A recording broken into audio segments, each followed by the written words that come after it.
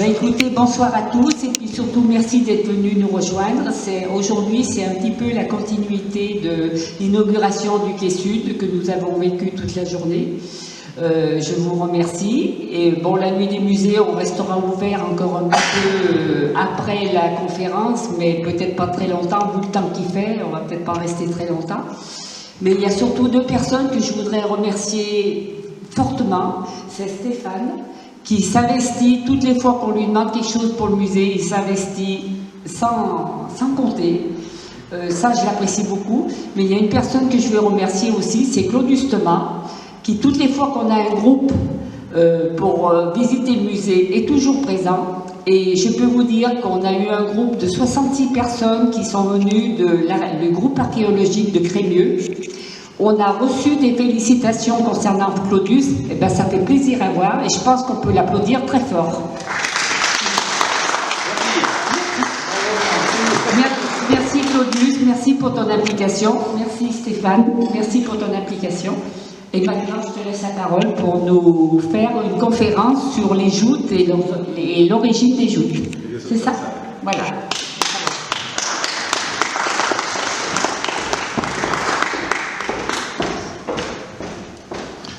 Donc bonjour à tous, pour ceux qui ne me connaissent pas, je me présente, Stéphane Buffat. Je suis un ancien jouteur, serrière-voix depuis toujours, passionné d'histoire et je fais partie de la commission qui s'occupe un peu du musée. Et donc dans ce cadre-là, j'avais envie de vous proposer une conférence, on va parler de joutes nautiques, des origines, des joutes rhodaniennes. On va se concentrer sur nos joutes à nous, il y a déjà suffisamment à dire. Et dans une deuxième partie, on parlera des sauveteurs de Serrières, des origines à nos jours. Donc d'où viennent les joutes? Traditionnellement, on fait remonter les joutes à l'Égypte antique. Dans les livres, on dit que ça nous vient on retrouve des joutes sur les bas-reliefs de Saqqara. Ensuite, on retrouve des joutes sur certains vases grecs. Et après, on nous parle des nomachie romaines. Alors c'est sûr, on retrouve toutes ces traces-là, mais tracer une filiation avec la nôtre me paraît un petit peu abusif, enfin un petit peu prématuré en tout cas, parce que là, on voit clairement que c'est en affaire à des combats, et pas un sport. Là, sur le vase grec, c'est le cratère d'Aristophoros. On voit un combat nautique qui peut s'apparenter à des joutes. Sur l'autre face, il y a une scène de Ulysse contre Polyphème.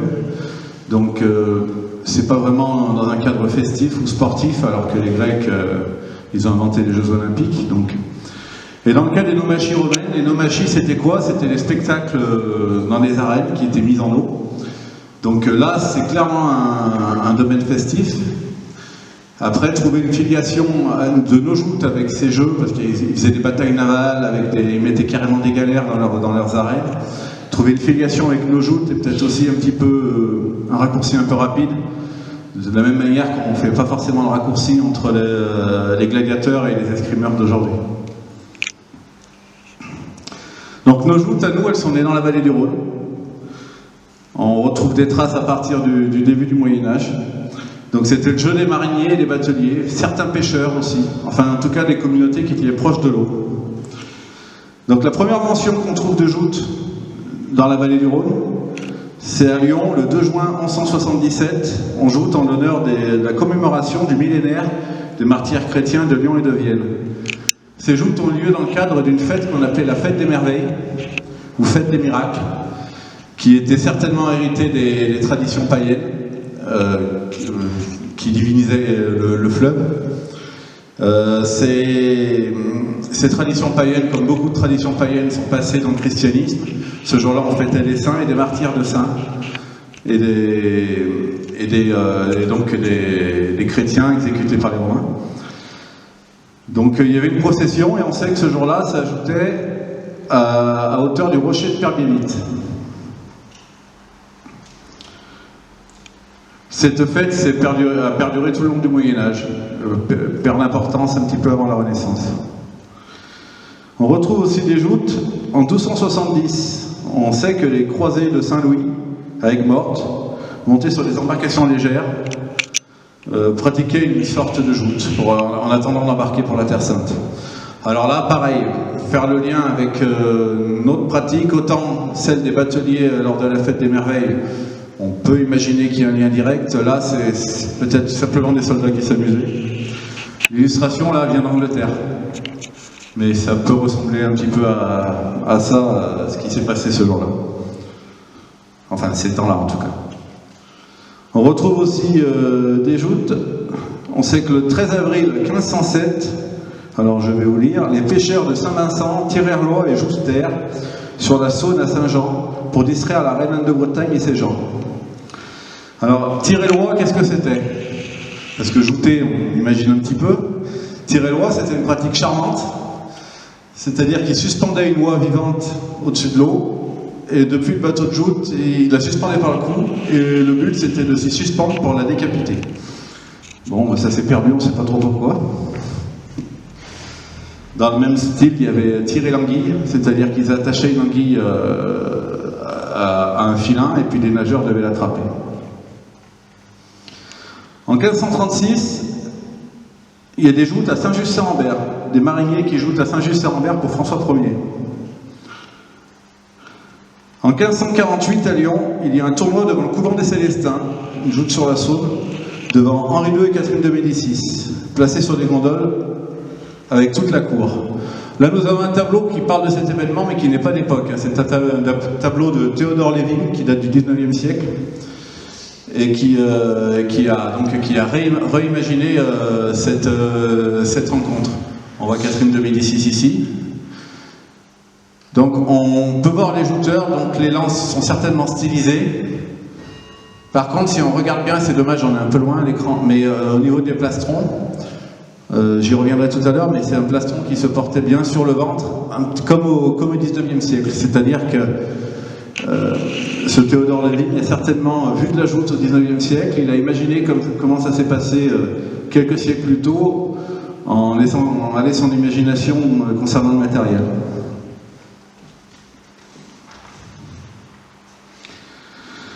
Après, nous avons un document intéressant. En 1550, il y a le plan scénographique de la ville de Lyon.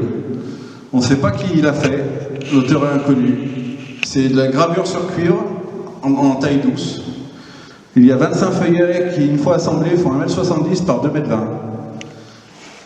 Donc c'était un plan scénographique, comme son nom l'indique, il y avait des petites scènes, dessinées un peu de partout, on voit des moulins, on voit...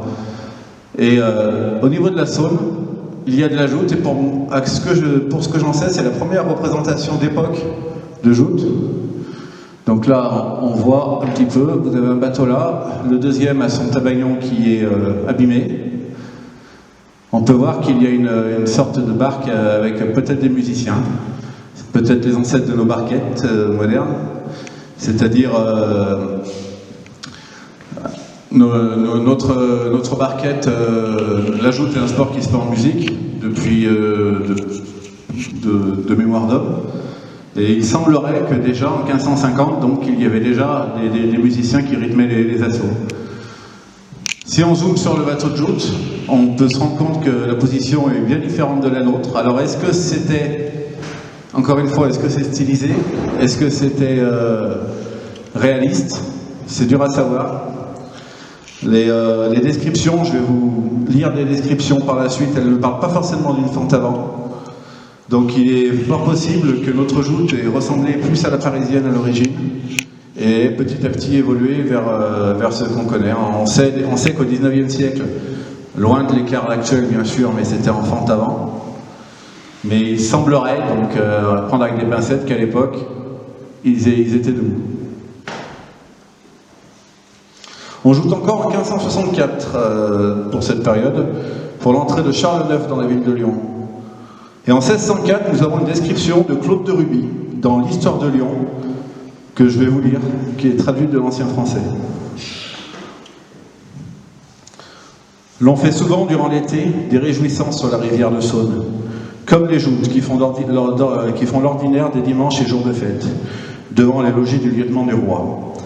Les bateliers des ports de Saint-Georges et de Saint-Vincent, qui sont des quartiers de Lyon, armés de lances et de pavois, allant d'une telle raideur et d'une telle vitesse sur leurs bateaux, et s'entre-rencontrant avec leurs lances tendues les uns contre les autres, que le plus raide fait trébucher le plus faible, tout chaussé et vêtu dans la rivière. Et quelquefois, ils tombent tous deux, dans son grand rire de l'assistance, le tout rythmé par le tambourin battant et l'enseigne déployée. Alors on voit que, à l'époque, il nous parle déjà de pavois, il nous parle de lance. Et ce qui est un petit peu cocasse, c'est qu'il nous parle souvent des rires de l'assistance. C'est-à-dire, et ça se retrouve jusqu'au 19e siècle dans les articles. Les gens vont voir les joutes pour voir les gens tomber. C'est un petit peu ça, c'est plus la chute et les chutes acrobatiques qui les intéressent que la dimension sportive. Quelques années plus tard, une cinquantaine d'années plus tard, on trouve une autre description de Ménétrier dans le traité des joutes, carrousels et autres spectacles publics publiés à Lyon. Les bateliers et autres gens de rivière ont des joutes, des jeux et des courses sur l'eau qu'ils font en divers endroits. Ils se divisent en diverses troupes distinguées par leur livrée. Et avec de grands bâtons et des plastrons en châssis, ils s'atteignent les uns les autres, tandis que leurs compagnons poussent à toute rame les bateaux sur lesquels ils sont montés. Le choc renverse souvent ceux qui jouent dans la rivière, et il y a plaisir à les voir, avoir leur chute et leurs efforts à nager pour rejoindre leurs bateaux qui vont toujours à toute rame. Ils courent aussi l'anguille attachée à une corde, l'oie ou quelques autres oiseaux semblables, ce qui les fait bondir en l'air et tomber. Donc là encore, vous voyez, on tire l'anguille, on tire l'oie. Donc la SPA à l'époque n'était pas trop virulente. Derrière, on trouve encore des joutes. En 1700, les ducs de Bourgogne et du Berry, de passage à Lyon, assistent par 2 fois à des joutes et des concours de tir. Les mariniers tirent l'oie, encore une fois. En 1745, le maire de Lyon subventionne les crocheteurs de Saint-Vincent, qui pratiquent la joute. Donc là, c'était des métiers annexes des mariniers. Les crocheteurs, c'était sur les bois flottés et tout ça. Donc on voit que c'est pas que les mariniers.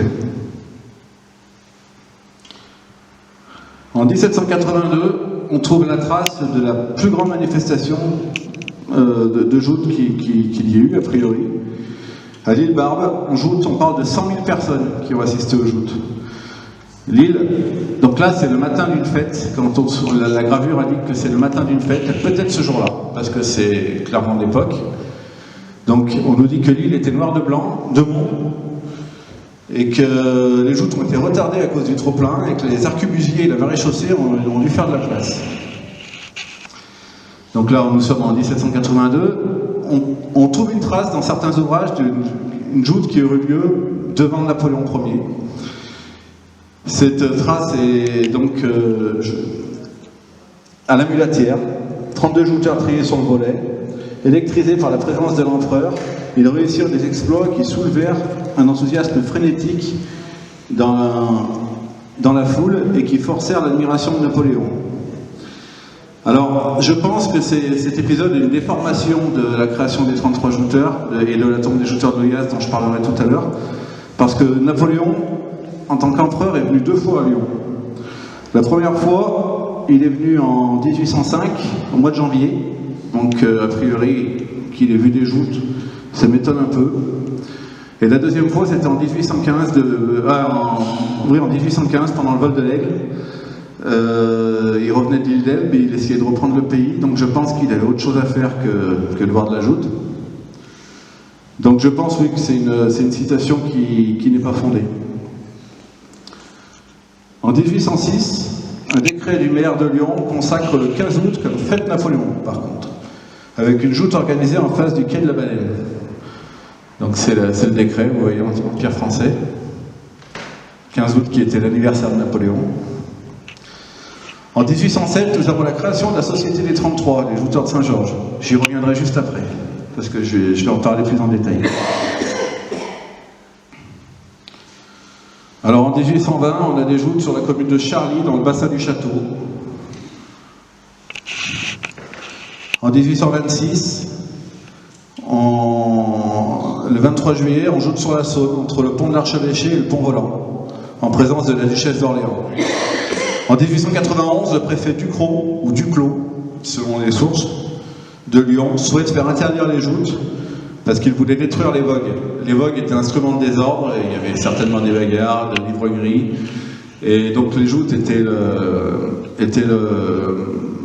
moteur des vogues, donc il fallait détruire les vogues, donc il voulait détruire les joutes. Heureusement, il n'y est pas arrivé. Et donc cela nous amène aux 33 jouteurs.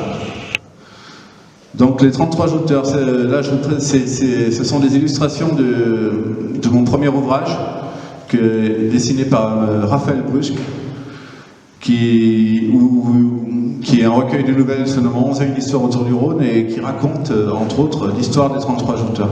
Je pourrais vous le proposer après la conférence si vous voulez. Donc les 33 jouteurs, on entend parler d'eux principalement par Nizier du Puy-Pelu, qui est un écrivain un écrivain lyonnais, qui a écrit notamment les vieilleries lyonnaises, et qui raconte cette histoire. En 1807, sous l'impulsion du maire de Lyon, monsieur le baron Fay de Satonnet, se crée la première société de joute, faite pour jouter et que pour jouter. Donc avec des jouteurs triés sur le volet, et donc on se retrouve avec 33 jouteurs. Pourquoi 33 qui ont créé cette compagnie des jouteurs de Saint-Georges? 33 parce que sur chaque bateau, il y a un lieutenant à la proue qui dirige la manœuvre, 2 patrons par bateau qui mènent avec des rames de ce type, là, qu'on appelle des arfaillettes. Donc il y en a un sur chaque flanc du bateau, avec des rames gouvernail. 12 rameurs par bateau et un jouteur. Donc si on multiplie tout par 2, ça fait 32. Et donc le 33e, c'était le capitaine qui était sur le bord, qui arbitrait les débats, qui commentait certainement, qui animait la joute. La particularité de ces 33 jouteurs, c'est qu'ils n'acceptaient plus personne dans leur association et il n'y avait bien sûr pas de radiation. La seule radiation était la mort.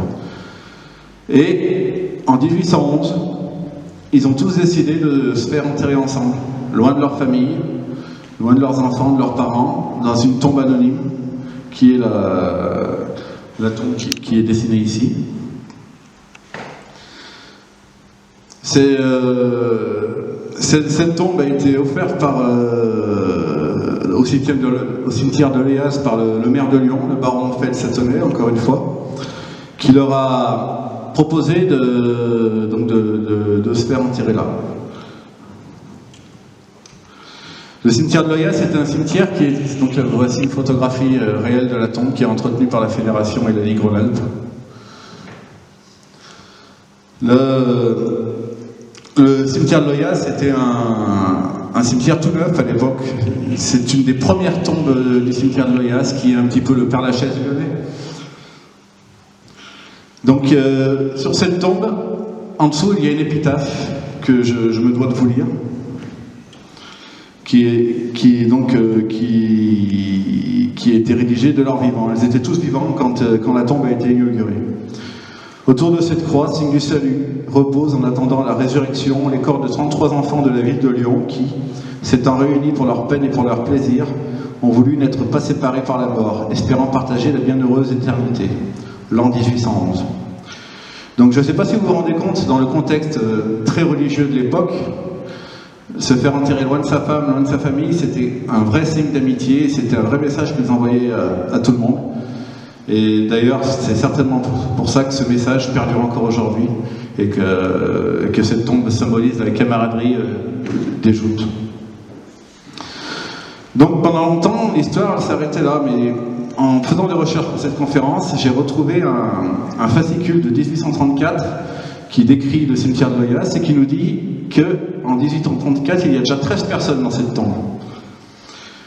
Et à l'époque, apparemment, d'après ce fascicule, les noms de ces 13 personnes étaient indiqués sur une pierre à proximité de la tombe. Donc une pierre qui a disparu.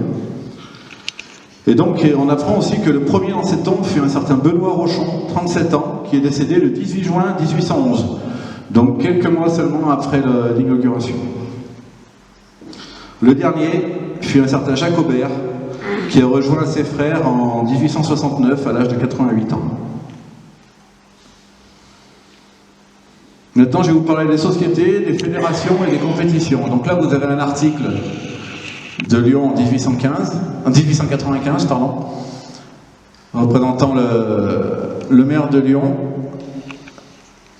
contre un certain Le Lièvre, qui était opposé à lui. C'est Gaëtan, il me semble. J'aurais dû le noter, ça. Excusez-moi. Enfin bref, c'est une parodie comme aujourd'hui on en pourrait trouver dans le Canard enchaîné ou ailleurs. Donc à la fin du 19e siècle, dans la lignée de la Société des 33, plein de sociétés s'étaient créées.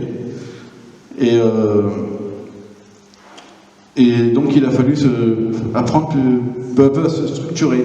Pourquoi les sociétés se créent? C'est qu'il y a eu un vrai besoin au niveau du sauvetage par rapport au fait qu'autrefois, quand il y avait des crues, c'était les mariniers, les pêcheurs, toutes les corporations proches de l'eau qui aidaient les riverains. Et avec le modernisme, ces corporations s'éloignaient, étaient un petit peu moins proches. Et donc il fallait quelque chose pour structurer le secours. Il n'y avait pas encore les pompiers, on ne faisait pas encore le 18. Donc on a créé des sociétés dites de sauvetage. Et ils en profitaient pour apprendre la natation aux jeunes. Donc Givors est fondé en 1886, Vernaison en 1887, la Mulatière en 1891, Serrières en 1895. On sait dans ces localités, notamment à Serrières, on sait qu'il y avait de la joute avant cette date. Donc ces sociétés, il y a beaucoup de sociétés qui sont fondées dans la vallée du Rhône, mais la joute s'est aussi exportée. Elle n'est pas restée cloisonnée à son aire de développement primaire.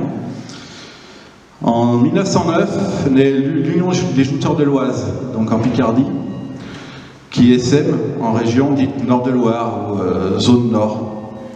Donc Longueuil-Annel, Orléans, Boulogne-Billancourt, Rigneux. Mais dès avant, donc là je vous dis la fondation c'est 1909, mais on retrouve un article en 1899 d'une société basée à Versailles qui s'appelait la Renaissance et qui joutait en lyonnaise au bassin d'Auteuil.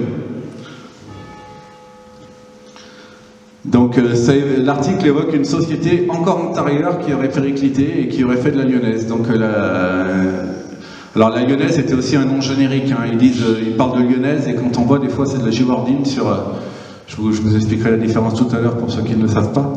Ce sont les deux méthodes locales et souvent ils disent lyonnaise dans les articles alors que les passes sont givardines. Donc revenons dans notre pays, Guigouin en Bourgogne se crée en 1908, Mâcon un peu plus tard en 1955, donc ça sort aussi de la vallée du Rhône. Ça descend dans la vallée du Rhône, Avignon a jouté pendant longtemps, L'Île-sur-Sorgue joue encore. Et il y a une société qui s'est créée dans l'Aveyron, à la Bosse Pancho. Alors sa création est un petit peu particulière, c'est au début du XXe siècle, les verreries de Givors ont délocalisé, donc aujourd'hui ils iraient en Pologne, à l'époque ils allaient dans l'Aveyron. Et donc, en délocalisant, ils ont emmené leurs ouvriers. Et Rive-de-Gier est resté pendant très longtemps une place forte du joute nautique, avec un bassin de joute en plein cœur du village. Donc les ouvriers délocalisés, c'était des jouteurs.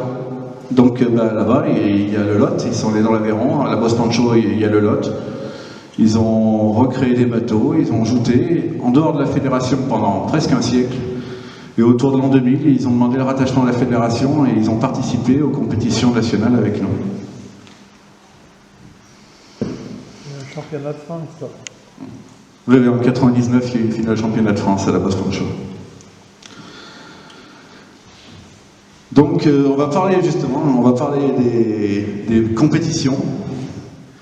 Le premier championnat de France dont on trouve la trace, ça serait un championnat de France qui aurait lieu en 1901 au Parc de la Tête d'Or. 48 jouteurs engagés, le vainqueur, un certain Périgny de Vernaison. Mais bon, pourquoi la France? Il y a eu un championnat du monde de joute au Casino de Paris, de la joute sur chariot, organisé par le journal L'Auto. Donc cette joute s'était déroulée en givardine. Vous voyez, les jouteurs étaient suspendus à des filins pour ne pas tomber sur les rails. Parce qu'il y avait donc 65 jouteurs, 32 régions parisiennes, 21 de régions lyonnaises, 10 languedociens, un aveyronnais, donc certainement de la Bosse Pancho, et un belge. Donc ça, voilà, c'est un monde un petit peu réduit. Mais il y a quand même eu 6000 spectateurs, ça en a beaucoup parlé dans la presse à l'époque, on trouve beaucoup d'archives. J'ai pas tout mis mais il y a plein d'archives et de photos. On retrouve beaucoup de traces, donc la joute séduisait à l'époque, clairement. Ça se passait au Casino de Paris.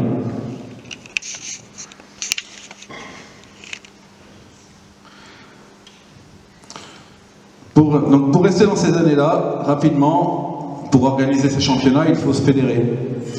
Donc la première fédération apparaît en région parisienne en 1899, l'Union fédérale de sociétés françaises de natation et de sauvetage, appelée par la suite Fédération Pitet, du nom de son créateur. En 1908, là vous avez une place qui se déroule à Grigny, en 1908, il y a une autre fédération qui se déclare dans le sud-est, c'est la Fédération de sociétés de sauvetage, natation et joute et sport nautique du sud-est. Alors, dans les archives, notamment dans un livre très important pour les sources de la joute de Patrick Bertonèche, Les joutes nautiques en France, on dit que cette fédération s'est créée en 1908, le 21 novembre 1908. Et en fouillant les archives de Serrières, on s'aperçoit que Serrières s'y est affiliée en 1904. Donc elle n'était certainement pas déclarée, mais déjà existante. Cette fédération, en 1908, elle s'affilie, parce qu'en fait, à l'époque, ça a beaucoup fonctionné en fédération gigogne, qui s'emboîtaient un petit peu les unes dans les autres, parce que tout était à faire, tout était à créer, et puis chacun, les structures pouvaient convenir ou pas convenir à certains, elle s'affilie à la Fédération Pitet, rebaptisée FNS, Fédération Nationale de Sauvetage. Donc la suite, c'est assez flou, il y a plusieurs fédérations qui semblent être apparues, notamment en 1932, l'Union des Sauveteurs du Rhône, dont voici la première page du livre de réunion, qui date de 1932, et qui était vraiment l'initiative de Serrières, parce que le président était Lambert de Serrières, le vice-président était Jean Royer de Serrières, secrétaire Lucien Vachon et d'autres membres de Serrières. Donc ils avaient laissé quelques places aux autres sociétés, mais peu. Toutes les assemblées avaient lieu à Serrières. Elle s'est appelée au début l'Union des Sauveteurs du Rhône et rapidement ils se sont renommés Association des Sauveteurs du Rhône parce qu'il y avait déjà une Union des Sociétés de Sauvetage du Rhône qui existait par ailleurs, qui était certainement une autre fédération ou ligue gigogne. Tout ça s'incluait dans la FNS parce que des médailles de la FNS étaient distribuées aux assemblées de l'Association des Sauveteurs du Rhône. Donc c'était pas concurrent, c'était vraiment emboîté les uns dans les autres. Cette union, cette association des Sauveteurs du Rhône, du coup, ne survivra pas à la Seconde Guerre mondiale. Donc on a commencé à parler tout à l'heure de compétition et de championnat. Donc je me suis penché sur les championnats et compétitions notables qu'il pouvait y avoir. À partir de 1902, on trouve trace d'un championnat de France qui se déroulait à Auteuil, à Paris. Il semble avoir perduré quelque temps. Et il réunissait les deux régions, c'est-à-dire les Lyonnais-Montaigne-Joutet. Et vous voyez, hein, c'est un championnat de France de joute à la lance. Tout ça, c'est des compétitions, beaucoup de compétitions dont je vais vous parler sont totalement sous les radars aujourd'hui. Je ne sais pas si les archives existent, il faudrait regarder la fédération, mais vu que c'était pas la même fédération, c'est même pas sûr.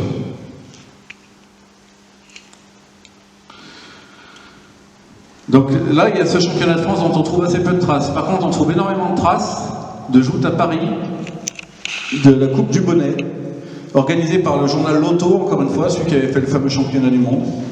Un tournoi organisé à Paris, quartier Grenelle, en face de l'île aux Cygnes. Et parfois, dans certains articles, ils étaient qualifiés de championnat de France, mais visiblement, ça n'en était pas un, mais des Lyonnais montaient aussi. Donc, c'était une compétition très importante. La presse en parle abondamment à l'époque. Et donc, il y a des champions lyonnais. La compétition a été testée à partir de 1905. Jusqu'à minimum 1926. On voit à partir de 1925 que les articles sont de plus en plus petits. 1926, j'ai trouvé un entrefilet et 1927, j'ai rien retrouvé. Donc, à cette compétition, il y avait un grand champion Johanny Sellard, qui était de Lyon-Vèze, la société La Renaissance, avec son frère, et un autre bon champion qui venait de Serrières, qui s'appelait Jean Dumas. J'ai pas retrouvé de photo, j'ai cherché, je peux vous garantir que j'ai cherché un moment, mais j'ai pas retrouvé de photo, on va reparler de Jean Dumas plus tard. Donc c'était des stars un petit peu, les gens là. Dans les journaux, ils aimaient leurs photos, c'était un star system avant l'heure. Cette compétition se déroulait en 2 catégories, moyen et lourd.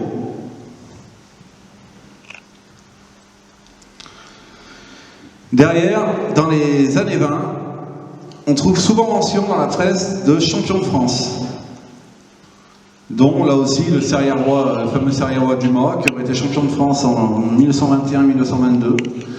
Et apparemment, c'était un championnat de France qui concernait aussi les 2 régions, c'est-à-dire parisienne et Rhône-Alpes, qui est totalement passé sous les radars, dont on n'entend plus parler aujourd'hui.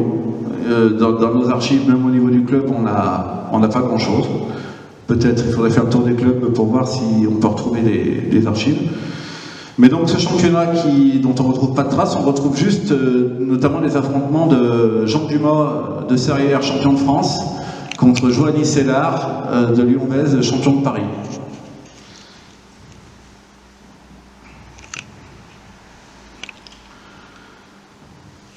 Le premier championnat de France moderne, alors pareil dans le livre de Berthonèche, il nous parle de 1933, mais je me suis rendu compte en faisant des recherches qu'il a été créé en 1928. En 1928, nous avons là le championnat qui est en ligne directe avec celui que nous avons encore aujourd'hui, sans interruption.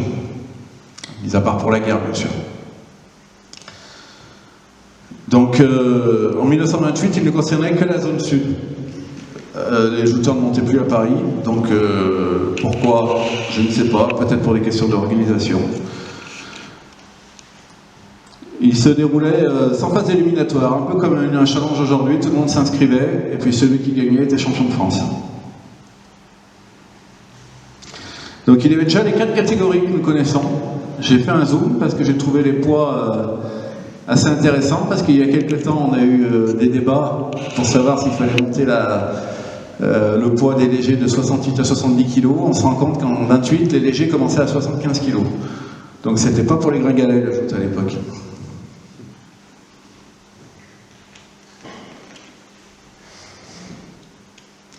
En 1953, on eut, parce que pendant que ce championnat de France, donc il s'est interrompu pendant la guerre bien sûr, a repris après-guerre, et il y avait 2 champions de France, un en zone nord et un en zone sud. Donc en 1953, sous l'impulsion de la zone nord, le championnat est unifié. Tournon, Poitou. À Tournon, ouais. Pour la première fois à Tournon, il y a eu le championnat de France unifié entre la zone nord et la zone sud. Donc là, nous sommes sur les joutes d'après-guerre. Là, vous avez une passe de François Valverde contre Bonamour de la Mulatière.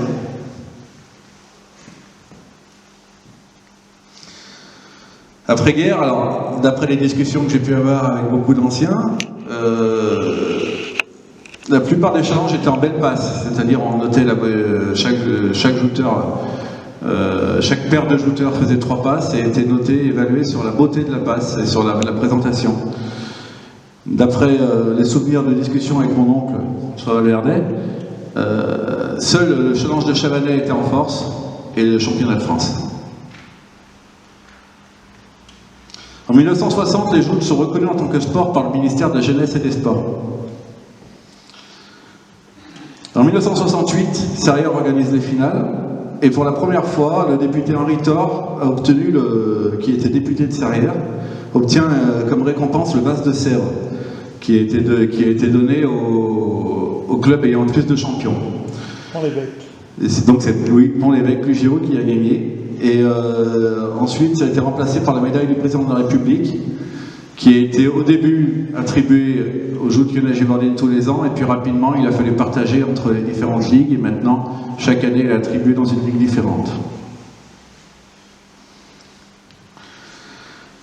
Donc nous sommes à la fin des années 60, et il y a vraiment des dissensions au sein de la fédération. Donc, il y a une scission qui s'est opérée avec la FNS. Dès 1964, la FFJSN, donc Fédération Française de Joute et de Sauvetage Nautique, est fondée. Et au début, elle restait, donc dans la mode d'avant-guerre, une fédération un peu gigogne avec la FNS. C'est-à-dire qu'elle restait sous la coupe de la FNS. Mais la FFJSN voulait vraiment développer la joute en tant que sport, alors que la FNS, pas tellement. Donc il y a eu des dissensions tout le long. Alors on retrouve certains écrits critiques envers un tel ou un tel. Tout ça nous a amené en 1971, la FFJSN prend son indépendance. Du coup, ça coule la FNS. Et c'est à cette date, en 71, la FFJSN est reconnue enfin comme fédération sportive par le ministère. Donc nous avons les différents présidents. Gala, qui a été président de 64 à 71. Marcel Nicolin lui a succédé à partir de 72 jusqu'en 77, qui était de Saint-Fond, un industriel bien connu.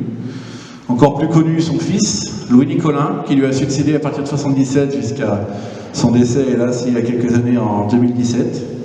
Et depuis 2017, c'est Anis Perret, qui était auparavant secrétaire de la fédération, qui était déjà très investi, qui a pris la présidence. Donc pour vous faire un récapitulatif des compétitions modernes, nous avons donc un championnat de France depuis 1928. En 1971, une Coupe de France a été créée à l'initiative de Nord-de-Loire, de la fédération de la Ligue Nord-de-Loire. Cette Coupe de France, dite ancienne formule, la Coupe du Jardin, ancienne formule, opposait les champions du Sud contre les champions, enfin suivant qui avait gagné, s'affrontaient. Donc Rhône-Alpes a gagné toutes les éditions sauf 1972, où c'est la Ligue Nord-de-Loire dite Picardie à l'époque. Depuis 1981, la Coupe de France est une compétition qui oppose les clubs entre eux, avec une finale à 4 clubs. Chaque club engage un joueur par catégorie. Chacun marque des points et celui qui marque le plus de points gagne la Coupe de France. Et pour être complet sur les compétitions actuelles, nous avons le classement du jouteur depuis 1981 qui récompense le meilleur joueur Rhône-Alpes sur la saison, sur toutes les compétitions, les challenges régionaux, les jouteurs marquent des points et à la fin on additionne et le premier, Lionel Gibordine confondu, gagne le maillot d'Harlequin, parce que vous l'avez vu à l'entrée, c'est le maillot un peu multicolore qui est à côté du maillot de champion de France. Et donc c'est un maillot qui est porté par le jouteur. Aujourd'hui, ils sont un peu moins voyants, ils sont plus arc-en-ciel. Et pour finir, on a aussi le trophée des clubs Rhône-Alpes depuis 1988, qui est sur le même principe que le classement des jouteurs, mais pour les clubs. Donc, après, je voulais vous parler des règles, du matériel et de la technique. Les joutes lyonnaises et gibordines ont évolué au fil des années, voire des siècles. Donc déjà, lyonnaise et gibordine. Pourquoi deux joutes? Tout ça vient du sens de croisement des bateaux. C'est-à-dire qu'en lyonnaise, les bateaux vont se croiser par la gauche, et l'effort va se faire dans cette direction. Et en gibordine, c'est l'inverse. C'est la même jambe devant, c'est les mêmes bras, c'est vraiment deux méthodes qui sont vraiment très, très proches, quasiment siamoises.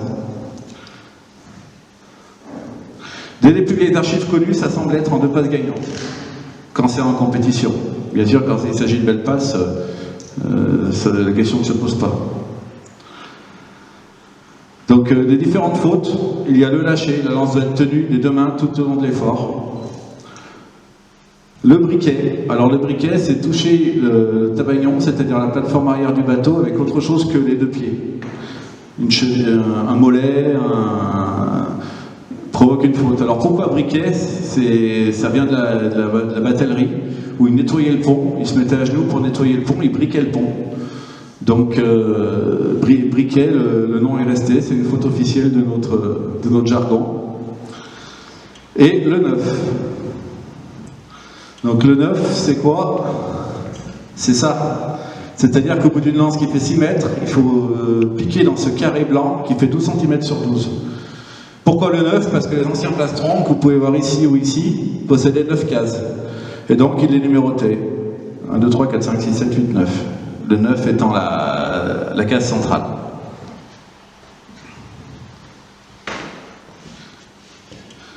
Donc les catégories de poids, on en a parlé tout à l'heure. Donc dès les années 20, on retrouve les 4 catégories, avec des limites variables. Et pour compléter les catégories juniors sont créées en 1951. Le premier champion de France junior a d'ailleurs été un Sarriarois, Joe Fanget. Le deuxième était Sarriarois aussi, hein, c'était Claude Charin, l'année suivante. Et ces juniors ont été séparés en léger et lourd en 1964. Ensuite, on a créé une catégorie. Donc les juniors commencent à 17 ans, de 17 à 20 ans. Il y a eu quelques oppositions au début d'anciens jouteurs qui voulaient garder un certain prestige à la joute et qui ne voulaient pas inclure les jeunes. Mais bon, Sarrière, notamment Jean Raillet, a vraiment poussé pour la création de cette catégorie. Et il a bien fait. On était monté à La Réunion, on était jeunes, pour faire admettre la catégorie. Et le père Olgereau était contre, il était parti de La Réunion. Ouais, d'accord. Oui, donc vous voyez, il y a encore des témoins, et puis il y a eu des dissensions à l'époque. Donc, qu'est-ce qu'il aurait dit, M. Augereau, sur la création des cadets en 1972, séparés en léger et lourd en championnat en 2003, et un petit peu avant pour les compétitions locales. Et en 90, on crée les minimes, légers et lourds, qui donc l'ajoute à partir de 11 ans, avec du matériel adapté. Pour les féminines, elles sont créées autour de 2000. Alors pour la petite histoire, au début, elles étaient séparées en catégories de poids, mais on ne pouvait pas dire des légères et des lourdes, on ne voulait pas les vexer. Donc on avait appelé ça les fines et les élégantes. Aujourd'hui, il me semble qu'il n'y a plus de catégories de poids, que c'est devenu les catégories d'âge, les moins de 20 ans et plus de 20 ans. Mais depuis l'année dernière, elles ont leur championnat de France. Elles ont participé au final du championnat de France pour la toute première fois l'année dernière. Donc, je vais vous parler aussi des plastrons.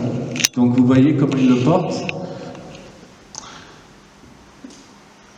On a dans l'histoire 3 sortes de plastrons. Le premier, c'est celui-là. Celui-là, a priori, d'après les textes qu'on retrouve, il se portait complètement sur le ventre. C'est pour ça d'ailleurs qu'il avait des épaulettes pour bien protéger les épaules. Et donc la position était en légère fente avant, avec le plastron sur le ventre et la voûte comme ça, tout dans l'axe. Aux alentours de la fin du 19e siècle, on est passé à ce plastron-là, c'est-à-dire que le plastron est passé sur le côté. Pourquoi, comment, qui a eu l'idée? Il n'y a plus d'archives à ce niveau-là, mais du ventre, il est passé à l'épaule. D'ailleurs, étymologiquement, c'est intéressant de voir plastron, c'est une pièce d'armure, donc qui était sur le ventre. Sur l'épaule, ça aurait dû s'appeler un pavois ou un bouclier. Donc vraiment, on a gardé l'étymologie du premier plastron, mais c'est donc dans le sens, ça conforte les témoignages qui parlent que c'était vraiment comme une pièce d'armure sur le ventre. Donc à la fin du 19e siècle, on passe à celui-là, qui lui ressemble beaucoup, mais avec des protections en mousse. Les épaulettes pouvaient devenir dangereuses, elles ont disparu. Et la joute a continué à se moderniser, je vais venir un petit peu après sur l'évolution de la technique, mais donc le plastron était de moins en moins adapté. Et donc en 1948, Laurent Augereau, tu vois, comme quoi il a fait des bonnes choses aussi, il a développé ce plastron-là, moderne, avec une seule case et des bandes, des barrettes. Donc celui-là se porte complètement sur l'épaule. Le 9 qui était un petit peu optionnel, c'était l'artiste qui piquait dans le 9, mais si ça piquait à côté on ne disait pas grand chose, est devenu obligatoire avec ce plastron, mais du coup en contrepartie c'est légèrement agrandi. Enfin, pour ceux qui ont jamais... il l'a piqué au 7 par exemple, c'est-à-dire qu'il avait dû piquer par là ou par là, je ne sais pas dans quel sens il comptait exactement. Donc il piquait pas la bonne case. Pour continuer sur le matériel, après le plastron, il y a le tabagnon. Il a beaucoup évolué au fil du temps. Il s'est agrandi notamment. Donc, à la base, il avait une barrette qui l'entourait, qui est dessus. Donc, toute cette barrette sur le pourtour a disparu. Il ne reste que le taquet à l'arrière pour caler le pied. Donc, à la base, le tapis pour s'étamper, il y a un tapis qui est sur la partie avant, était en toile de jute. Il est passé en un espèce de caoutchouc au fil des années, dans les années 70.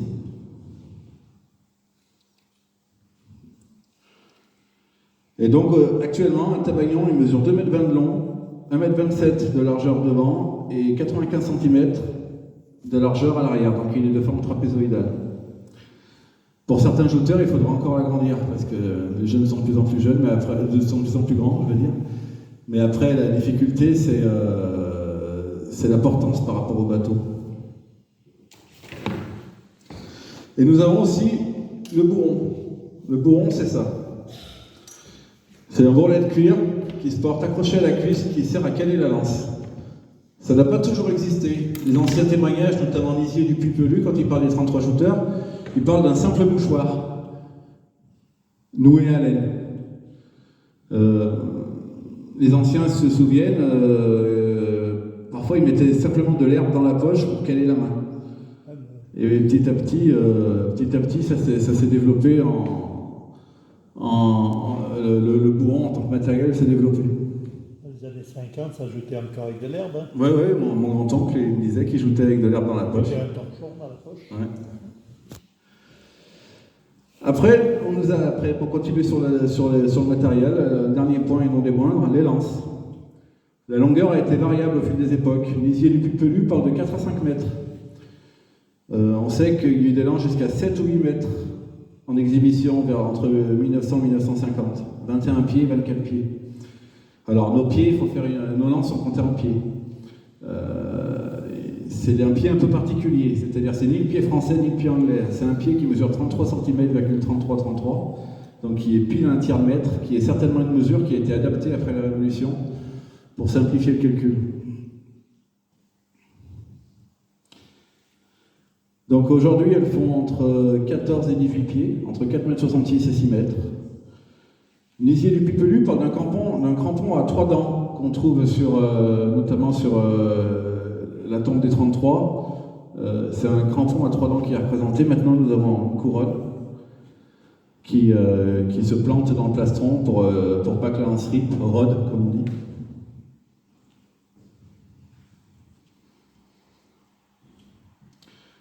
Donc, après le matériel, je vais vous parler un peu de l'évolution de la technique.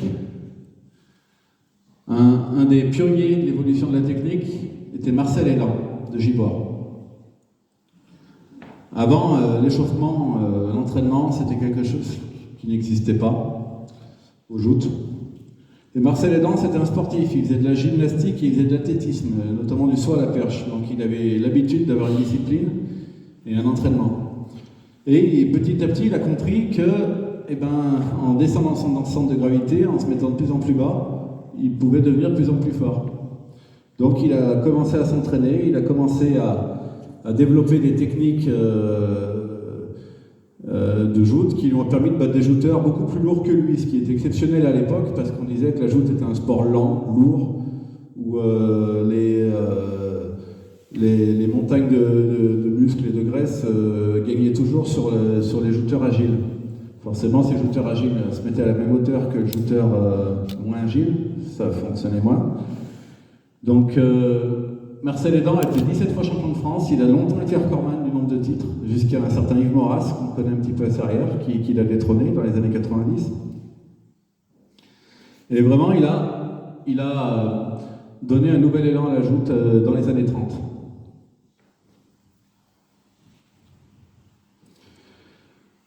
Le centre de gravité a continué à descendre et cela a débouché sur une autre position dite jambe tendue, inventée par Jean Budzinski. Donc là, nous avons une passe de Jean Budzinski contre Louis Dugas qui est là. T'avais lâché. Donc on voit la position de Jean Budzinski ici, on la voit mieux. Donc là il perd une brique, mais parce que vous voyez le genou il touche. Donc ça a été vraiment une révolution dans le monde de la joute. C'est comparable, si on veut comparer au saut hauteur, c'est avant le Fosbury, après le Fosbury. Parce que non seulement ça abaisse le centre de gravité au maximum, mais ça change aussi la dynamique de la pique et la façon dont les forces s'exercent sur le jouteur. Et vraiment à ce moment-là, la joute entre dans l'ère moderne. Donc Jean Budzinski, il venait de l'UJO, l'Union des jouteurs de l'Oise, donc c'était un Picard. Et il a inventé cette position et très rapidement il a été copié, il a été imité par des grands jouteurs locaux. Robert Bois, de ma consoeur des îles, qui a été, je crois, le premier à l'imiter dans Rhône-Alpes. Manu. Il y a eu Manu, mais avant lui, je crois que c'était André Vaganet qui s'y est mis, Manu, André Vaganet de Vernaison, Manuel Léonis de Serrières, Yves Blanc de la Mulatière. Chacun dans leur club ensuite, donc ont développé des nouvelles techniques, ils se sont adaptés à la nouvelle technique, la technique la plus efficace, et ils ont formé dans leur club. Tant et si bien qu'aujourd'hui, peu de champions de France sont jambes pliées.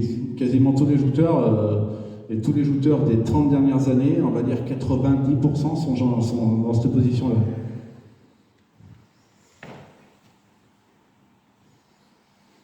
Donc petit à petit, les positions sont optimisées en technique,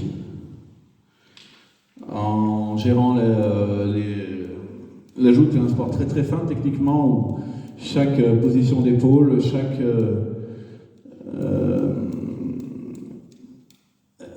chaque centimètre compte. Et puis il y a aussi toujours eu la tactique, c'est-à-dire choisir sa lance, essayer de prendre une souple pour faire une faute à l'adversaire, où il y a même eu la tactique de la goupille qui était à la mode il y a certaines années, c'est-à-dire changer l'axe par rapport au taquet pour essayer de prendre le jouteur adverse un peu en travers. Bon, c'était à double tranchant. Donc l'évolution a amené une évolution technique également. Les moteurs ont été obligatoires en compétition officielle à partir de 1970. Et nous avons été pionniers de l'arbitrage vidéo. On a beaucoup parlé de la VAR au football. À la joute, personne ne s'est posé la question. Depuis les années 80, on a l'arbitrage vidéo. À Serrières, on a d'ailleurs longtemps gardé notre caméra avec un format qui n'existait plus depuis très longtemps et qui marchait très bien. La joute est désormais dans un entre-deux, nous sommes encore un folklore, nous sommes aussi un sport. Nous peinons des fois à séduire des deux côtés. Peut-être qu'il faudra voir pour sportiviser ou pour réussir à la double gageure de rester un sport traditionnel, folklorique, avec des défis et des rires, et une vraie compétition de force et de puissance et de technique. Donc là, cela nous amène à la fin de la première partie de cette conférence sur la joute en général. Et donc j'ai une deuxième partie à vous proposer sur les sauveteurs de Serrières. Parce que bien sûr, nous sommes à Serrières, je suis dans les sauveteurs depuis que je suis né, mon père y est depuis très longtemps, mon grand-oncle y était. Enfin, c'était une histoire de famille, la joute, il y a beaucoup de familles de jouteurs, et Serrières sans la joute, c'est pas tout à fait Serrières. Donc j'avais envie de vous présenter l'historique des sauveteurs de Serrières. Donc la société des sauveteurs de Serrières a été créée le 1er octobre 1895, mais n'a été approuvée par le préfet de l'Ardèche que par l'arrêté du 22 août 1896. Il est néanmoins fait mention de joute.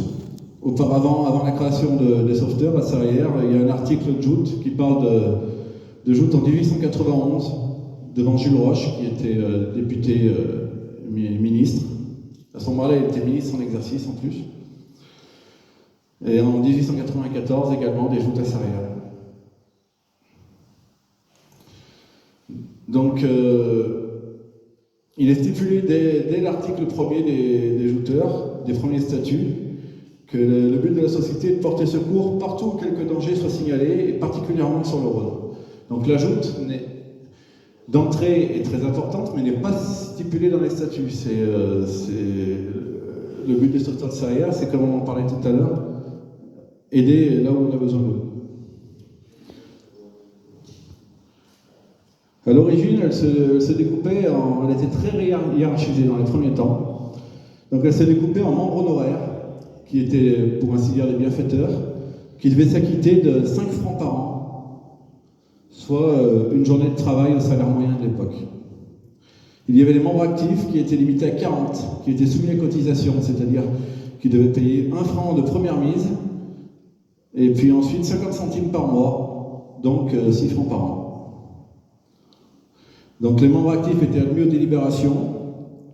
Parmi eux était choisi un président, 2 vice-présidents, un trésorier, un secrétaire adjoint, un directeur, 2 directeurs adjoints.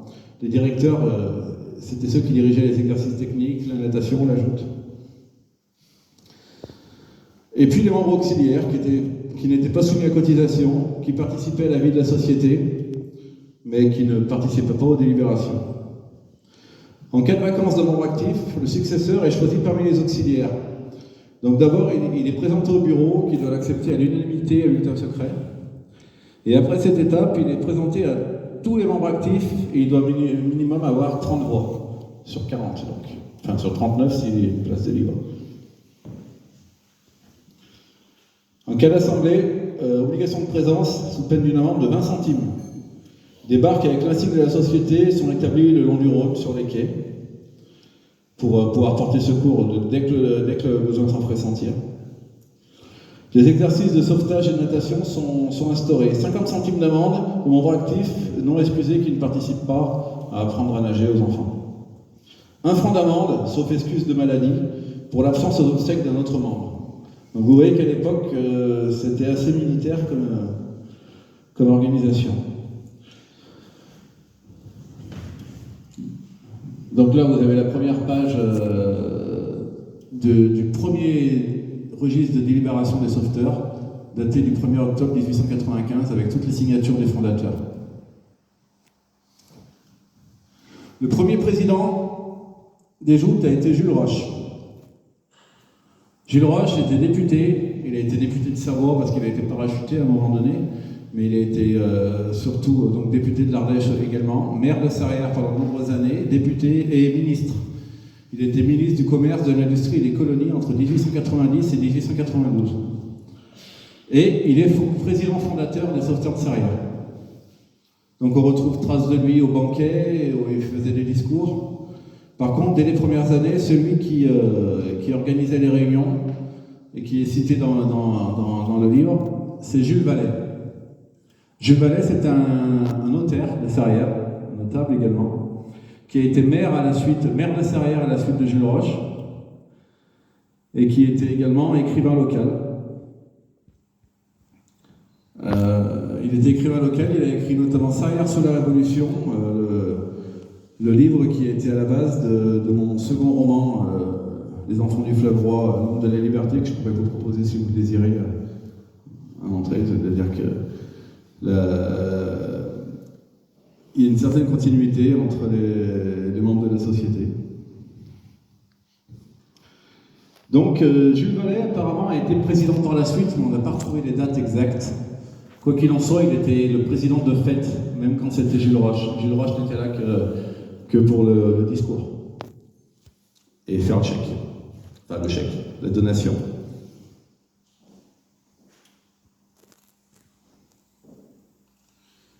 Le 23 décembre 1895, un arrêté des sauveteurs propose de nommer les bateaux de joute.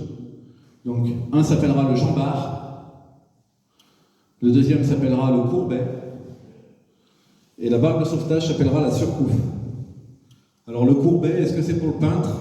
Je me suis un peu renseigné, il y avait un amiral qui a beaucoup navigué en Asie au 19e siècle, qui s'appelait Courbet également. Est-ce qu'ils ont voulu parler de lui ou du peintre pour changer un peu de la navigation? Je ne sais pas. À l'origine, il y a 32 membres fondateurs, mais très rapidement, dans les mois qui viennent, ils en acceptent d'autres, ils complètent les rangs très très rapidement.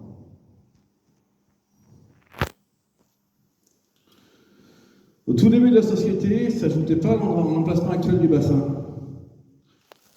Ça, c'est une photo qui date de 1896, qui est une photo sur plaque de verre, qui m'a été aimablement fournie par Jean-Luc Ortega, qui montre des joutes à l'endroit de l'Helvetia. Aujourd'hui, il y a l'Helvetia, le restaurant Helvetia. C'est-à-dire donc sortie nord de Sarrières. La joute se tenait à cet endroit-là. Et petit à petit, ils se sont déplacés. On sait que rapidement, ils sont quand même allés au bassin actuel parce que sur des vieilles cartes postales, on en retrouve dans ce lieu. On retrouve les bateaux aussi des fois. Un amarrage d'un radeau, on voit les bateaux de joute à l'arrière. Ils passent aussi vers le bord de port, en face de la pharmacie à peu près. Oui, on reconnaît un petit peu la scène nationale, mais c'est...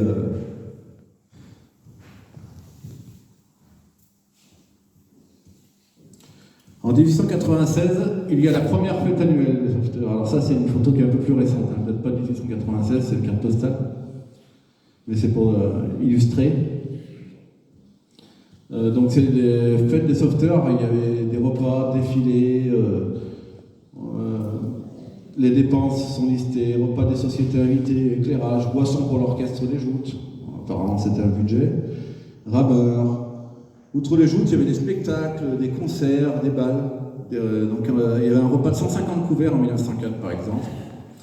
Toujours des gros défilés, mais ça a duré très longtemps. Hein. Les défilés dans les années 60 encore, ça défilait encore beaucoup.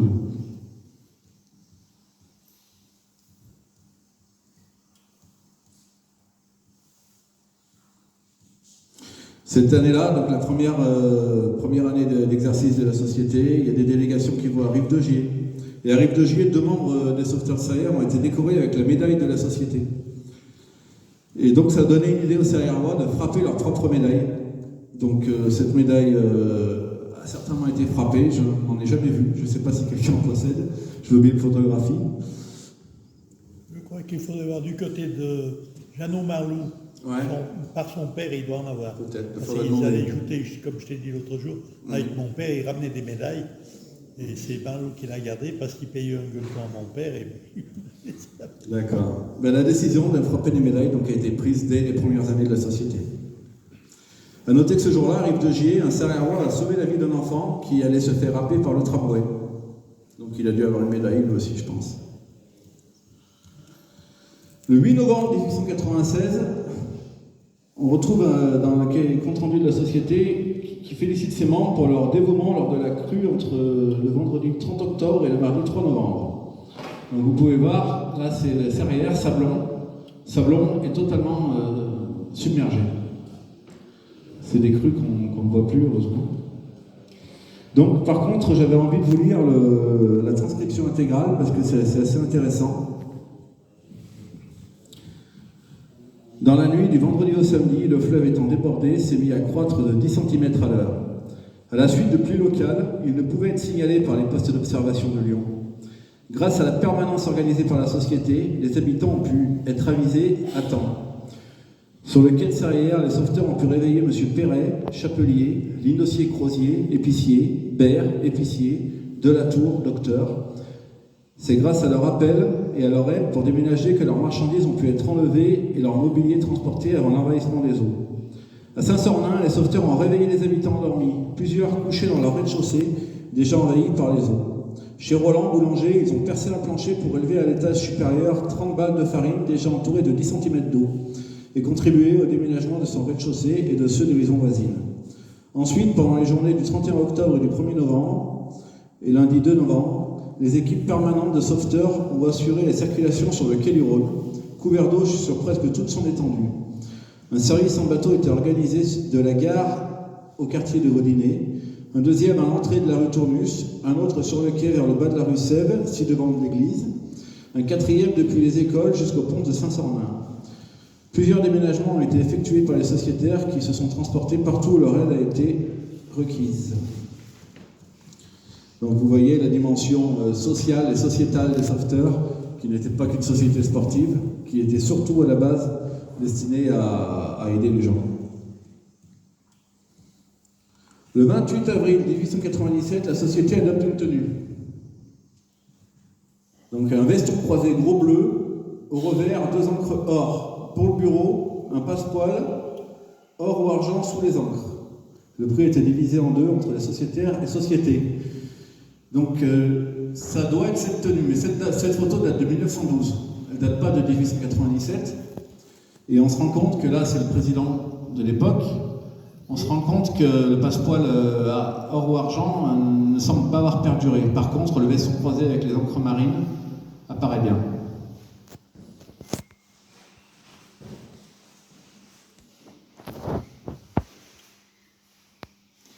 En 1897, toujours, délégation de joute à Savalier, Prat et Delesty rompent 5 lances en 4 passes.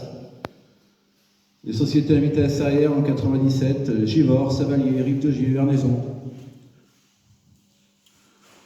En 1898, on vote l'achat de drapeau, le 26 mars 1898. Ce drapeau, nous l'avons toujours, j'aurais aimé vous le présenter, mais hélas, il est en réparation. Donc, le drapeau, nous le voyons ici. On pourra le voir sur d'autres photos plus loin, parce que ce drapeau nous a accompagnés depuis lors jusqu'à aujourd'hui, c'est une partie de notre héritage. Et oui, c'est vraiment dommage, j'aurais vraiment aimé vous le montrer. En 1898, délégation à Savalier, Rive-de-Gier, Saint-Étienne, Vernaison. En 1899, la surcoupe est volée par un étranger. Elle est récupérée en 1927 par un sociétaire, Jean Dumas, le fameux Jean Dumas, qui sera champion plus tard, dont on va beaucoup entendre parler. Et qui est cité à l'époque pour sa courageuse conduite. La même année, on place des barrettes autour des tabagnons pour empêcher le jouteur de glisser. Bon, je suppose que c'est un bon moyen de se casser des côtes aussi, mais il fallait essayer. Toujours en 1899, on loue les bateaux de joute aux vogueurs, sans doute pour des joutes par provocation. En 1899, joute à la voûte. En 1900, on envoie les condoléances à la société de Roanne pour la perte de leur président, un certain Delaval. Et vu les conteneurs des condoléances, le contenu des condoléances, il y avait certainement des Roannais qui venaient à notre fête, même si ça n'a pas été spécifié explicitement. En 1901, on trouve la tasse d'une commande de lance, bois fourni par la société, et on commandait des 15, des 18 et des 21 pieds.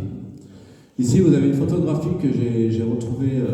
C'est pas une carte postale, c'est une photographie qui date des alentours de 1900, donc des tout premiers temps de la société, et on peut reconnaître l'île de la Platière dans le fond.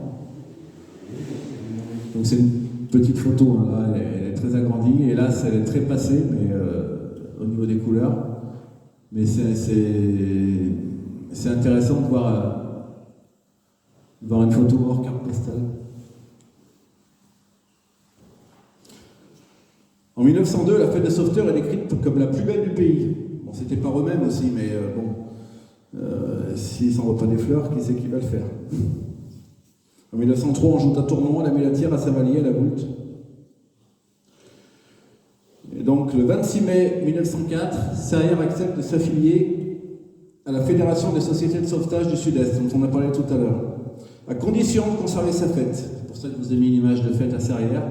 Là aussi, c'est une photo sur plaque de verre, datant de 1896 également. Donc, de conserver sa fête le dernier dimanche d'août, c'était la condition qui n'était pas négociable. Et si jamais la fête de la fédération ne leur était pas accordée ce jour-là, parce que ça tombait en même temps, garder la possibilité d'inviter les autres sociétés ou des jouteurs en individuel. Donc non seulement ça leur a accordé, mais en 1904, on leur accorde la fête de la fédération. Donc il y a eu des vogues et certainement des enfants qui joutaient sur le bord du bassin. Cette image est intéressante parce que ça a toujours existé et ça existe encore. Aujourd'hui, au bassin de joute, vous aurez certainement pu voir des enfants qui faisaient exactement la même chose.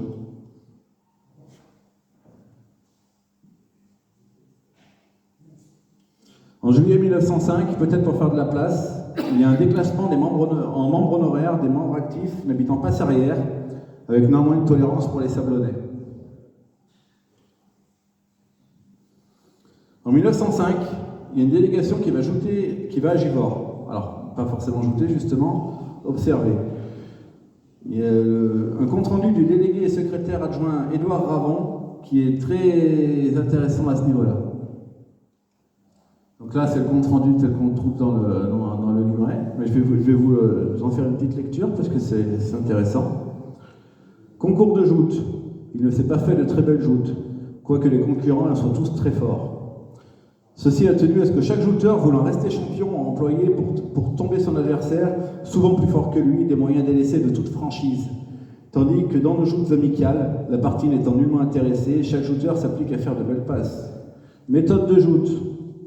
Alors apparemment, ça c'est une photo qui a été prise ce jour-là. Donc quand il dit qu'il ne s'est pas fait de très belles joutes, je pense qu'il était à la buvette, à ce moment de celle-là. Méthode de joute. À la connaissance des délégués de Serrières, les deux méthodes de joute sont aussi bonnes l'une que l'autre. Il a remarqué cependant qu'à la méthode gibordine, il se casse beaucoup plus de lances qu'à la méthode lyonnaise et qu'aux yeux du public, cette joute apparaît plus gracieuse. Cette méthode recherche non seulement la belle passe, mais s'applique surtout à redonner à ce jeu tout le décorum possible. C'est peut-être pour cette raison que l'on avait fait des lances ayant 2 pieds de plus que celles données aux jouteurs de la méthode lyonnaise. Ce qui peut expliquer quand même qu'il y ait plus de belles passes avec des lances un peu plus longues. Je tiens cette réflexion de plusieurs personnes, mais je n'affirme rien n'ayant pu contrôler moi-même les 2 sortes de lances. Les bateaux étaient bien menés, les rameurs tous debout, le genou contre le bateau. Joute de l'un de nos membres honoraires. Ce dernier, Jean Dumas, faisant partie de la Société des Roches de Condrieu, sachant que notre société ne prenait pas part au concours de joute, est allé prêter son concours à sa Société des Roches de Condrieu. Donc apparemment, à l'époque, il y avait des doubles affiliations, parce que Jean Dumas était Serrièrois, on parle de lui dans beaucoup de textes, et là, il joutait sous les couleurs des Roches de Condrieu. Donc peut-être qu'il avait une double affiliation.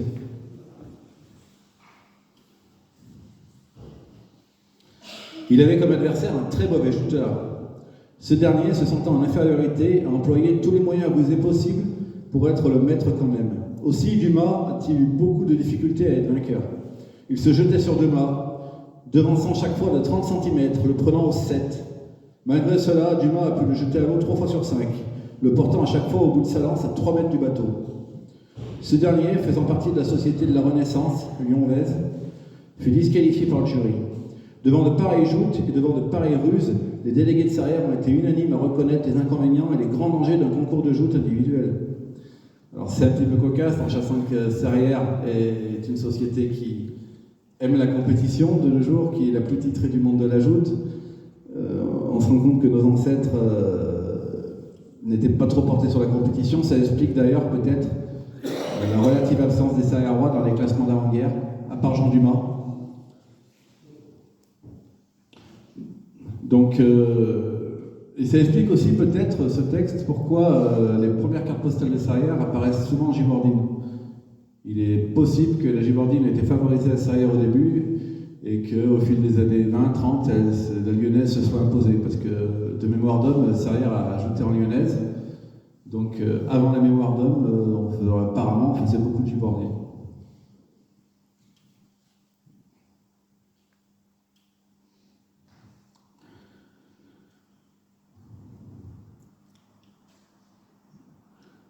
Donc Jean Dumas, surnommé Toto, donc on retrouve des traces dans le livret des finales de 1968 où on parle de lui, en plus de ces données-là, était décrit comme un colosse. C'était vraiment le champion local, c'était le colosse. Et une fois, il avait battu tous ses adversaires et il s'est amusé à casser sa lance contre le ponton d'embarquement au retour. On parle de lui dans des articles comme à Grenelle en 1922. Il est présenté comme champion de France en titre, j'en ai parlé tout à l'heure, mais ce jour-là, il abandonne, probablement sur blessure. En 1923, il est de nouveau présenté comme champion de France et est l'attraction principale du tournoi de Châlons en jouant contre Johanny Sellard. Johanny Sellard, c'est le beau bébé qu'on a vu tout à l'heure, champion de Paris. Après un coup double, le tabayon casse sous Jean Dumas, à la seconde passe. Donc tout le monde était déçu, et l'article précise que les jouteurs avoisinent tous les deux les 130 kg.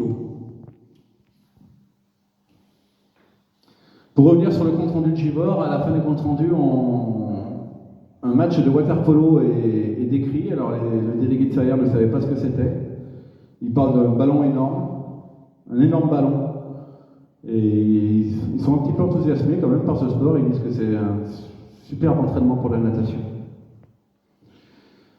Donc on a beaucoup parlé de Jean Dumas, parce qu'apparemment c'était la star de Sarrières de ces années-là, mais dans cette période, il y a d'autres shooters dont on entend parler, Léon Bert, Roland. Certains d'articles parlent du jeune Roland qui a donné du fil à retordre à Jean Dumas. Archier, père et fils, Delesty, Bazin, Desrosiers, Magnard, dit Minique, Rousset, dit Magua, Courtisson, dit Sans-Gêne. En 1919, présidence de Louis Brottier. Alors, 1919, c'est ce qu'on a retrouvé dans les sources actuelles. Cette photo est censée dater de 1912, avec Louis Brottier déjà président. Donc, j'ai une petite interrogation sur les dates. C'était le beau-père de Jean Royer. Oui. Donc, lui, il était né en 1862. Il était entrepreneur de travaux publics. Il a été secrétaire à la fondation de la société, puis sous-directeur. Et il fut également président de l'Union musicale de Sarrières. En tout cas, en 1928, il était président de la musique. Et là, sous lui, nous avons une passe qui m'a été gentiment envoyée par des copains des joutes de la Roche-de-Glin, de jouteurs sarriérois à la Roche-de-Glin en 1920.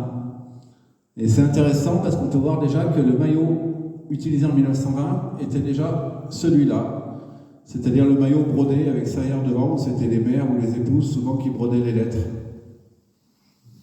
Donc c'est le maillot qui est donc au moins 1920 jusqu'aux années 80, où on a eu celui-là.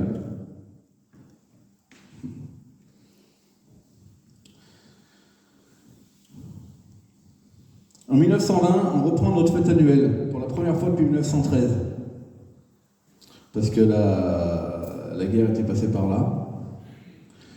Et le 17 septembre 1922, un arrêté du conseil municipal signe de gré à gré avec M. Brottier, c'est-à-dire le président, Louis, entrepreneur de travaux publics pour la construction de gradins sur 30 mètres. Donc c'était le président et sauveteur, il était aussi entrepreneur, et c'est lui qui a construit, enfin son entreprise qui a construit les premiers gradins, c'est-à-dire les 2 premières travées.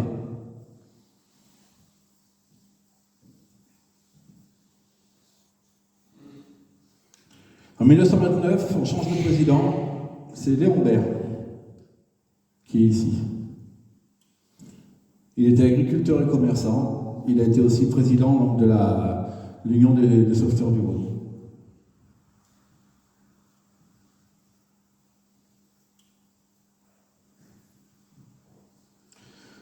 Donc de 1932 à 1939, fondation et administration des sauveteurs du Rhône, on en a parlé tout à l'heure. Il faut signaler que Gala était président en 1939 des sauveteurs du Rhône et qu'ensuite ça a été la fédération. Oui, en fait il y a une continuité dans la fédération avec cette petite fédération qui a été périclitée, mais voilà, les cadres ont fait partie des cadres de la FFJSN derrière. Donc je me retrouve. Donc en 1939, Sarrières devait organiser pour la première fois les finales du championnat de France. Et jusqu'à quelques jours avant la finale, il y avait des articles qui en parlaient. Et au dernier moment, elle a été annulée parce que la guerre s'est déclarée en début septembre 1939. Donc le premier championnat à Sarrières devra attendre.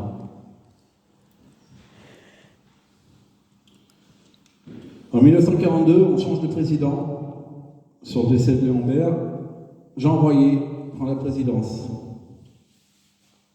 Jean Royer est ici, on peut le voir ici, avec Marcel Torgue et Maman Virou.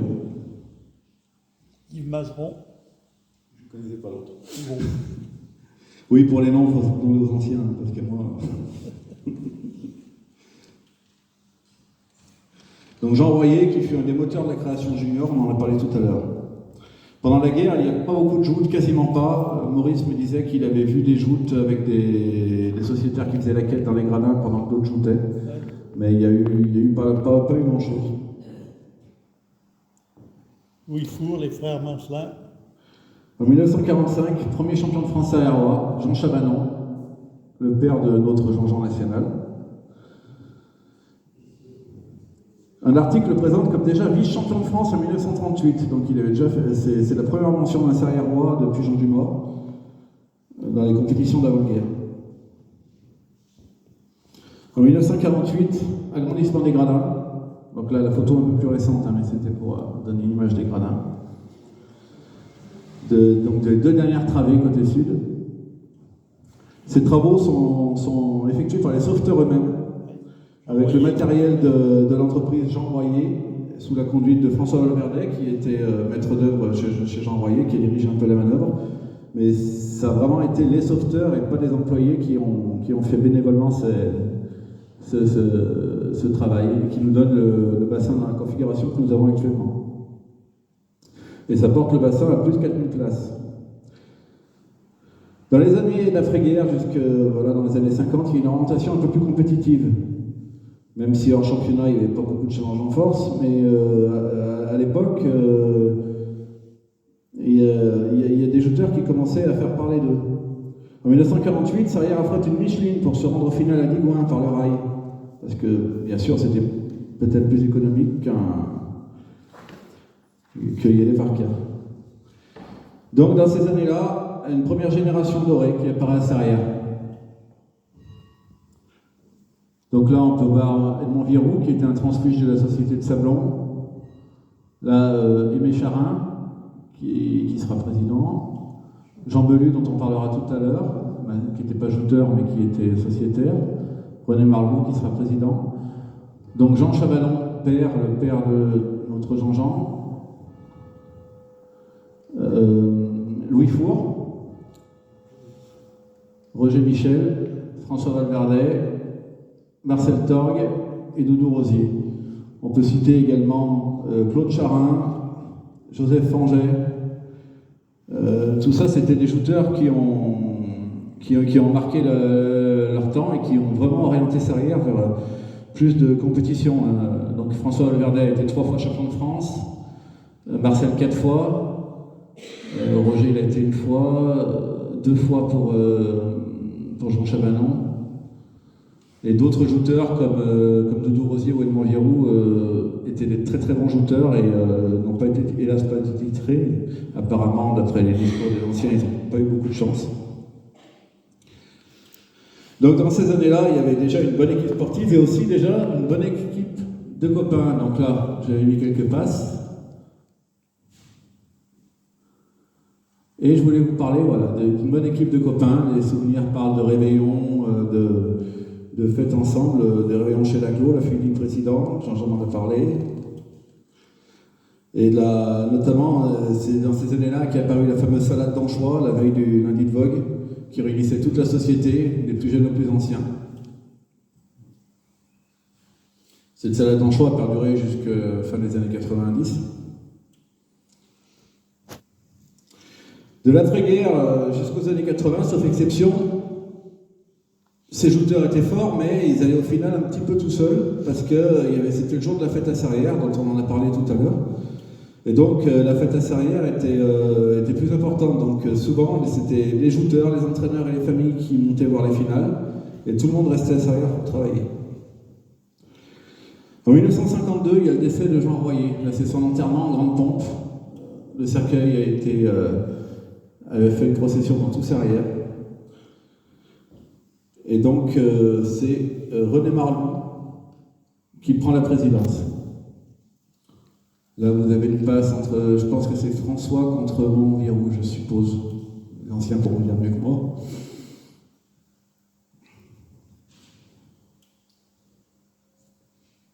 En 1954, après l'édition annulée 1939, les sauveteurs organisent pour la toute première fois les finales du championnat de France. Donc ça faisait les grands titres. On avait 2 champions en titre, François et Marcel. François n'avait pas pu défendre son titre sur blessure.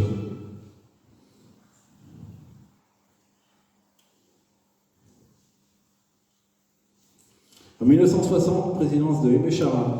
Il était conseiller municipal, également président du FCSS, le club de foot.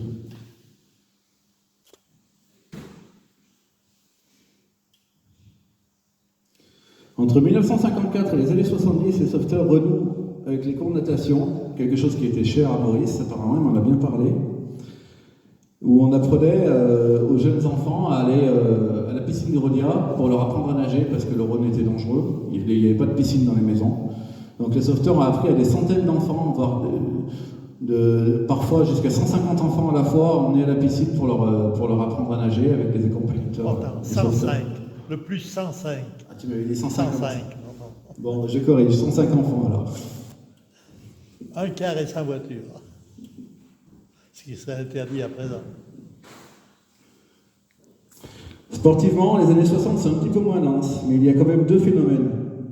Gilbert Poli, qui a été sacré 2 fois en junior lourd et qui était décrit comme une force de la nature, qui est hélas parti trop tôt. Et puis surtout Jean-Jean Chabanon. Jean Chabanon, 6 fois champion de France, entre 60 et 65, et qui ajoutait encore de nombreuses années après ces années de gloire, qui est resté et qui reste encore aujourd'hui le lien entre toutes les générations et un infatigable recruteur. Premier titre à Saint-Jean-de-Bray. Alors, on était 3 avec ton père. À cette époque, on ne peut pas parler de l'époque des années 50 de l'après-guerre sans parler de Jean Belu. Jean Belu, c'était le garde champêtre. Il s'appelait Jean Raymond, son vrai nom, mais tout le monde l'appelait Jean Belu. Personne n'a su me dire pourquoi. Il était garde champêtre à Sarrières après avoir été déménageur sur Lyon plusieurs années. Et en quelque sorte, c'était la mascotte des sauveteurs. Il suivait tous les déplacements, était toujours présent. Il poussait la chansonnette, notamment la petite Lily et les asticots que Jean-Jean a repris après son décès en 73 pour pas que son souvenir se perde. Donc il y a encore des traces de Jean Belu aujourd'hui quand Jean-Jean nous pousse la chansonnette. 1968, présidence de Maurice Michel, ici présent, donc, qui a été également par la suite vice-président de la fédération et secrétaire de la Ligue Rhône-Alpes, qui a été président de nombreuses années. En 68 également, seconde organisation des finales du championnat de France, mais aucun Sarriérois n'était qualifié. C'est là qu'on avait eu le vase de Sèvres.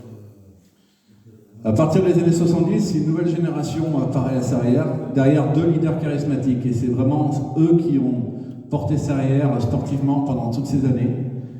J'ai nommé Yves Moras et Manuel Léonis. C'est 2 styles très opposés, 2 grands champions. Yves est une force de la nature, un colosse, dans la lignée de Jean Dumas. Recordman du nombre de titres de champion de France, avec 19 titres de champion de France. Il a fait les beaux jours des catégories lourdes. Et Manu Léonis, jouteur en léger, un technicien, un des premiers, un des pionniers de la jambe tendue, qui a développé des techniques nouvelles et qui a formé énormément dans la société. Et la société de Sarrières lui doit beaucoup. Il doit beaucoup aux deux, mais lui doit beaucoup au niveau technique et au niveau formation. Il nous a quittés, hélas, il y a quelques temps, il nous a quittés trop tôt.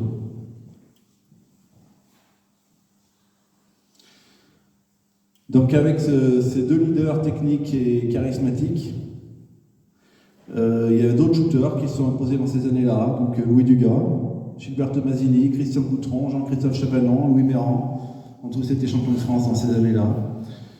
Et d'autres shooters ont participé aux victoires, Patrice Buffat, Franck Héal, Alex Rosier, Frédéric Rappen, Jacques Léonis. En 1972, aménagement des abords du bassin, la dalle en béton qui est en bas des gradins est créée. En 1979, 3e finale du championnat de France à Sarrières.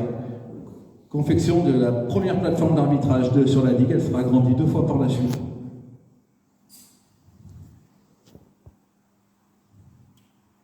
En 1981, pour la création de la Coupe de France au niveau de la fédération, Coupe de France nouvelle formule, dès la première année, Sarrières qualifie 2 équipes en finale, donc une en lyonnaise et une en gébordique, mais là, ça n'a pas pu s'imposer. En 1982, première victoire de Sarrières en Coupe de France. Donc voilà l'équipe qui a remporté, plusieurs noms que j'ai cités tout à l'heure.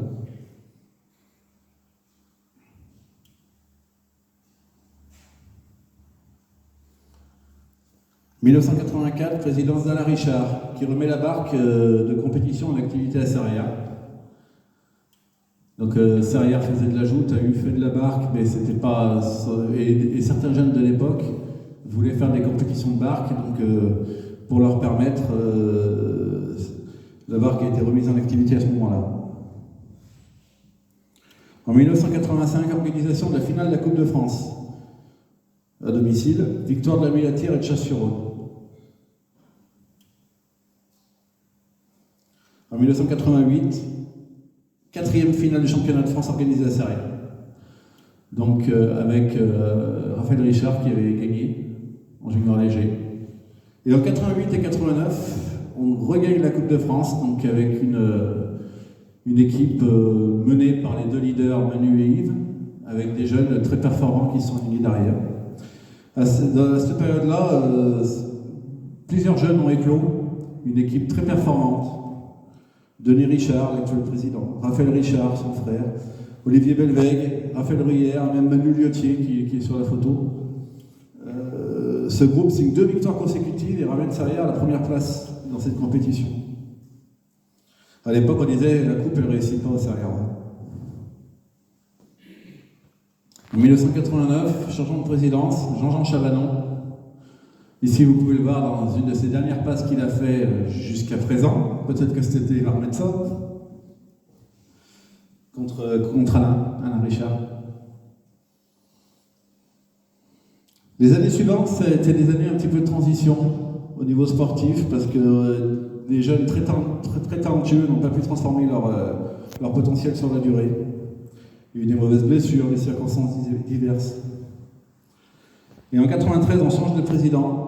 C'est Patrice Bufford, je le connais un peu, qui prend la présidence. Il a su moderniser les structures du club en développant notamment le sponsoring. Et il a géré aussi l'entente avec le club de Sablon. C'est-à-dire que l'entente était dans les tuyaux. Nous avons créé une entente au niveau fédéral avec le club de Sablon, justement pour que nous concentrer sur la joute et qu'eux puissent faire la barque. Donc au niveau de la fédération, nous sommes une seule société. Au niveau de la préfecture, nous sommes 2 sociétés différentes. Et voilà, il a fallu que ça soit géré à cette époque-là. C'est pour ça qu'on parle parfois de Sarrières-Sablon, mais au niveau préfecture, notre société est toujours les sauveteurs de Sarrières. En 1994, une nouvelle victoire en Coupe de France, remportée par un amalgame d'anciens jouteurs et de jeunes qui ont fait parler d'eux par la suite. En 1996, on organise les finales du championnat de France pour la 5e fois, avec Nicolas Tomasini, champion à domicile.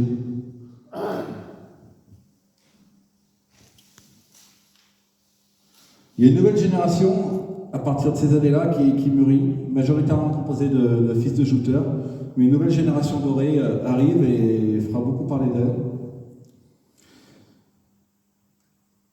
Avec majoritairement des fils de jouteurs, mais des éléments issus de la politique de formation. En 1998, on gagne la Coupe de France avec une équipe qui aurait pu paraître inexpérimentée. Le plus âgé des titulaires avait 23 ans, c'était Francis Léonis. Le moyen, c'était Simon Buffat, qui avait 19 ans, qui était junior 3e année, qui ce jour-là a gagné en moyen. Les juniors étaient Michael Graille et Nicolas Tomasini, qui étaient première et seconde année junior. Et avec cette équipe très très jeune, on gagne la Coupe de France. Donc dans la génération, on peut citer également Mathieu Tomasini, Michael Graille, donc Nicolas Tomasini, Francis Léonis, Simon Buffat, Stéphane Buffat, Jean-Christophe Maurras, Rémi Astier, Guillaume Grange, Anthony Pommier. C'est vraiment une génération qui a dominé la fin des années 90 et les années 2000. Cette génération gagne la Coupe de France en 98, 99, 2000, 2001, donc 4 à la suite, 2003, 2006, 2007. En 2001, changement de présidence. Ah ouais, attendez, je suis allé un peu vite. Je voulais vous présenter les photos de chacun de ces jouteurs. Donc sur la première, vous avez Mathieu, Michael, Nicolas Tomasini contre Rémi Astier, Francis Léonis, Simon Buffat, votre serviteur, et Jean-Christophe Maurras. Donc changement de présidence, en 2001, Denis Richard prend la présidence. La même année, on gagne les 4 maillots Harlequin senior, simultanément, en léger, moyen, mi-lourd et lourd. En En 2006, on organise la finale du championnat de France à Sarrières pour la 6e fois. Et en 2011, on organise les finales de la Coupe de France à Sarrières pour la 2e fois. On perd en lyonnaise contre Chavanais, notre club rival et ami. En 2012, la barre des 100 titres de champion de France est franchie. On gagne la Coupe de France en 2012 à Chavanais, leur rendant la politesse de leur victoire de l'année précédente. On gagne en 2012 la Coupe de France, en 2013, en 2014 et en 2017.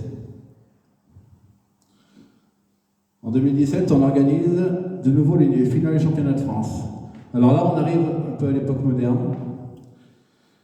Donc, pour citer que les champions des dernières années, je vais citer Brian Parazet, Benjamin Torgue, Jimmy Ageron, Théo Ageron, Guillaume Boissonnet, Marvin et Clément Hérault, Quentin Bally, Maxime Grange, Mathias Ruyère, Mathis Gratsol. Et donc tout ça, c'est des jeunes, beaucoup jouent encore et qui construisent notre équipe actuellement. En 2020, pour la première fois depuis la guerre, pas de joute à cause du Covid.